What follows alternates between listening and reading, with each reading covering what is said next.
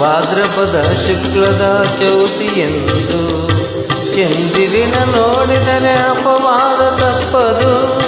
ಭಾದ್ರಪದ ಶುಕ್ಲದ ಚೌತಿಯೆಂದು ಚಂದಿರಿನ ನೋಡಿದರೆ ಅಪವಾದ